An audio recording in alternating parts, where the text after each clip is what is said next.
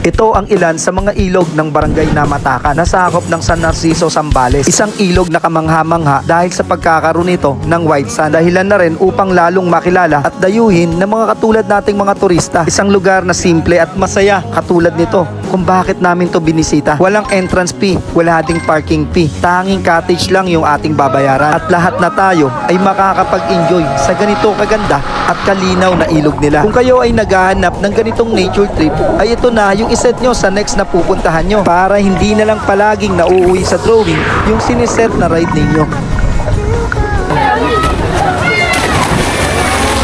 Isa sa mga dahilan kung bakit kailangan nyo itong dayuhin o puntahan ay dahil sa kakaibang tubig nito na nanggagaling mismo sa ilalim ng bukal, at ang tanging babayaran ninyo ay ang mga cottage lang nila na nagkakahalaga ng 400 pesos, 600 pesos hanggang 1,000 pesos. Kids friendly din to mga idol dahil hindi kataasan ang level ng tubig na meron dito. Kaya kung may mga kasama kayong chikiting ay siguradong pati sila ay mag-i-enjoy din. Tulad na lang ng batang bibong-bibo na to na tuwang-tuwa sa kanyang paglalaro at sa pagsisid. Mula Metro Manila ay kailangan lang natin bumiyahe ng 3 oras kalahati para marating ang Namatakan, San Narciso, Zambales. Nakita ko si Diwata. Nandito pala si Diwata. O yan o. Nandito pala si Diwata, pre. Si Diwata nandito. Si Diwata. Si Diwata. Nakita ko. Ayun o.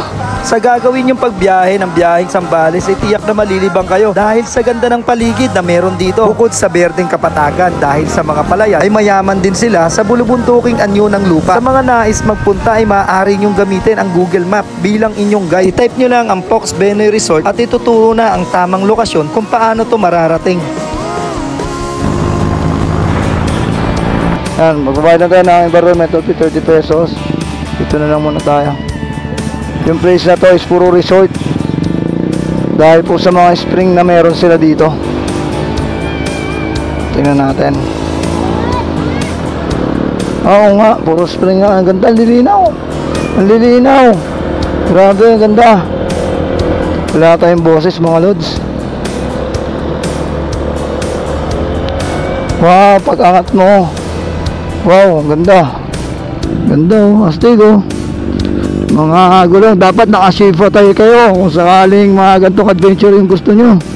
Grabe si Idol dito dumano. Pamalaglag to. Benoy's Resort Entrance. Oh, ganda no.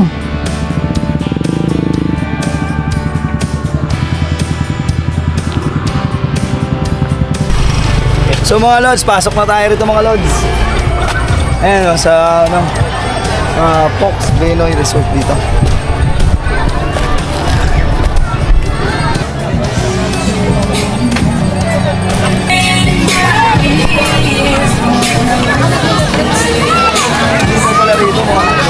Sa pagpasok ko nga dito ay talagang na-amaze ako. Bukod kasi sa simple ay napakaganda ng paliguan na meron sila. At tiyak kong mag-e-enjoy ang buong barkada at ang buong pamilya.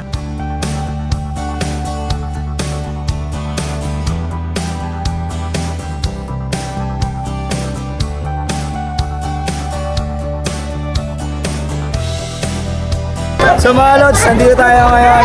Shoutout nga pala sa mga taga Pampanga. Yan sila sir. Shoutout mga kayo sir sa mga ano nyo.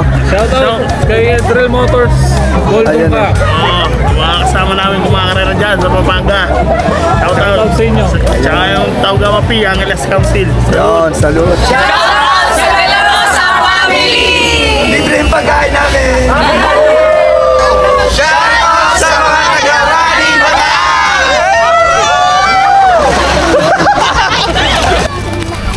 So mga lods, nandito tayo sa San Narciso, Zambales. So kita nyo naman patag na patag sa baba. So yung Mapa 9 may daan dito, yung Mapa 9 mga lods.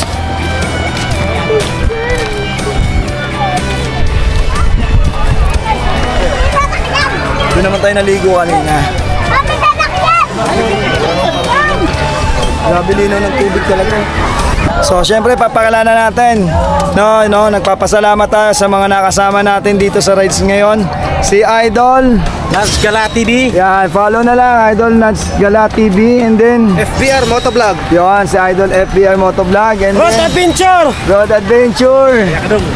And then Adventure Vlog. Adventure Vlog. And then, Randy Adventures. yun, at saka ito, si Idol. Yan. Why we ride? Why we ride?